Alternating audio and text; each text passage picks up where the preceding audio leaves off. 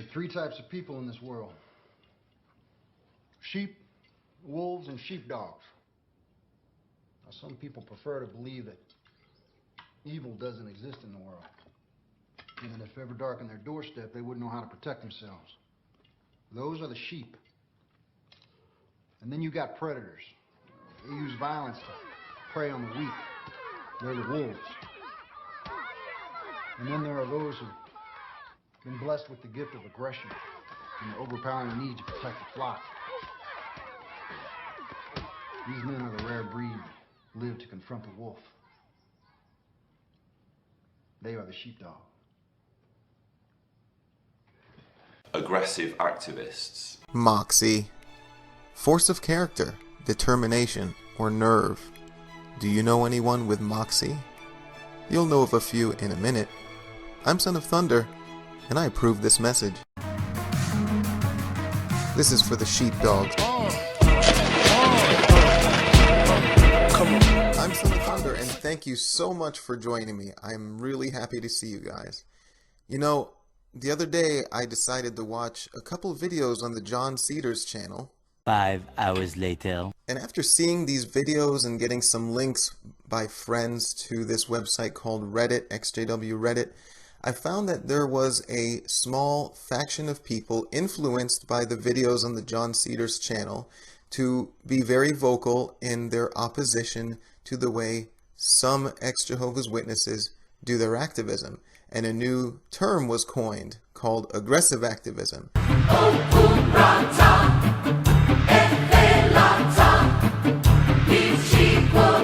Now, in a nutshell, aggressive activism is really a reference to protests. For example, these women here who used to be Jehovah's Witnesses, you can see are getting escorted out of their Arizona Kingdom Hall because after being disfellowshipped and shunned and nobody's listening to you, everybody assumes the worst as to why you were disfellowshipped. Whether you were abused or whatever happened, the congregation just assumes you're a bad person. No one's allowed to talk to you, and some people take issue with that, and they come take their power back, and they tell the congregation themselves, who won't listen voluntarily, what is really going on. Now, I think viewing this type of activism, you can perhaps pick apart little details. However, this is an appeal to those who are publicly denouncing this type of activism to ask yourself first, what possesses a person who was otherwise not too long ago answering questions at the Watchtower study and getting ready for service? What suddenly flipped the switch, especially for the women that are trained with mind control to stay silent? What could give them the moxie and courage to stand up like this? And should we really be telling them that they are not allowed to do that as ex-Jehovah's Witnesses? Before we proceed, I just want to remind you of what was said in the beginning, that it is okay to disagree and to discuss these disagreements. We were just coming out of a system that forced us to think in uniform, and it's been an adjustment for a lot of us. It was an adjustment for me to understand that it's okay to disagree with one another, and we don't have to be enemies because we disagree.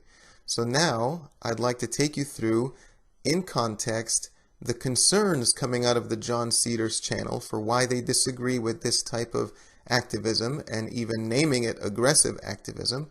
And then I'm going to answer those concerns and I'm going to refute a lot of it. And I want to hear your opinion.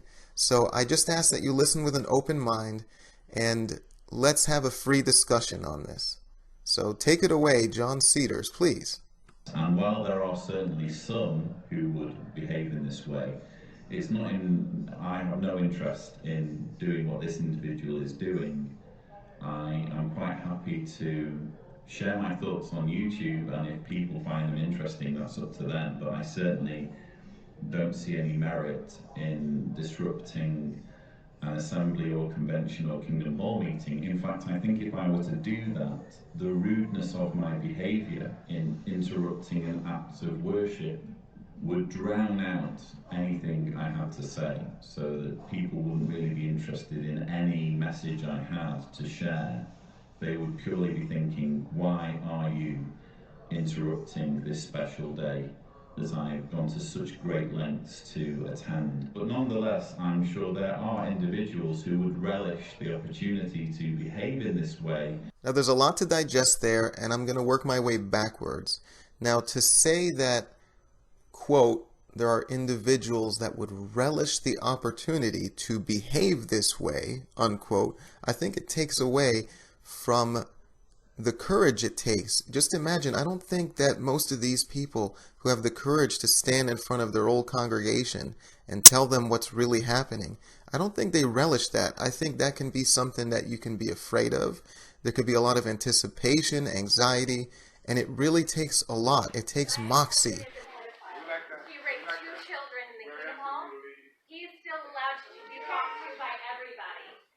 You all can talk to my pedophile ex-husband, but you can't talk to me because I left. He beat me for 11 years. You asked what I did to antagonize him. Now, did you hear exactly what she just said? How else is the congregation supposed to know about this? She's exposing the fact that there's a pedophile in their midst and that they're not allowed to talk to her because she left the religion. But yet they can talk to this pedophile. There's no other way to let them know except in person, face to face. Sheepdog.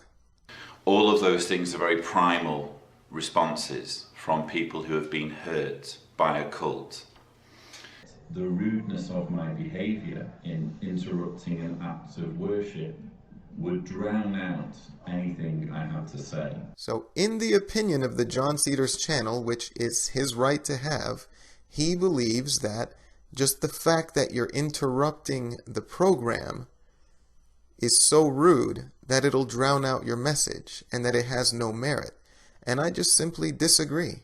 And I've got news for you. There is no way that you can shout the word pedophile in public at a group of Jehovah's Witnesses, or paedophilia or child abuse. There is no way you can scream those words without looking like a deranged lunatic. There just isn't. There's no way you can do it. Even if you're right, even if the things that you're saying are right. As a result of these protests, many have actually reached out for help to get out after seeing these signs and conversing with some of these who were out there. It's also very worthy to note that the W5 documentary, which could not have been filmed apart from the November 5th, 2017 protest, has been nominated for a Canadian Screen Award, and they showcased a lot of these protests and Kingdom Hall protests, and it's been seen by countless millions. So what if I were to tell you that the goal of these protests isn't just to wake up every Jehovah's Witness that's there? What if I told you the goal is to warn, to put a warning sign, a warning label in front of these Kingdom Halls and in front of these conventions for the general public to see, for perhaps people who are studying or might be interested can see that there is something wrong there, and perhaps Jehovah's Witnesses are not exactly what they portray themselves to be. What if I told you after the Warwick Protest, the governing body put out a video where they're trying to rationalize the two-witness rule? They dug their heels in, saying that they would never change it, but they referred to it as the two-witness rule, thereby exposing the entire population of Jehovah's Witnesses to the phrase two-witness rule. What if I told you that this war can be won the same way they started it, at their doorstep? Let's not minimize that Jehovah's Witnesses ruin lives.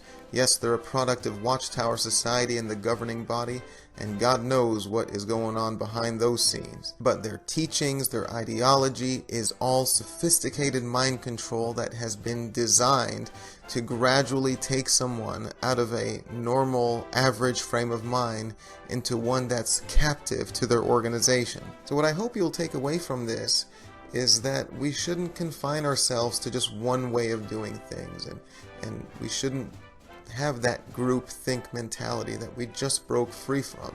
So as long as there's no violence or physical intimidation or anything that's just tasteless, which there has been, as long as there's none of that, then do what you feel is right. And if you have the courage to confront these congregations and these elders in person, then thank goodness for you, because you're a sheepdog and there ain't very many of you.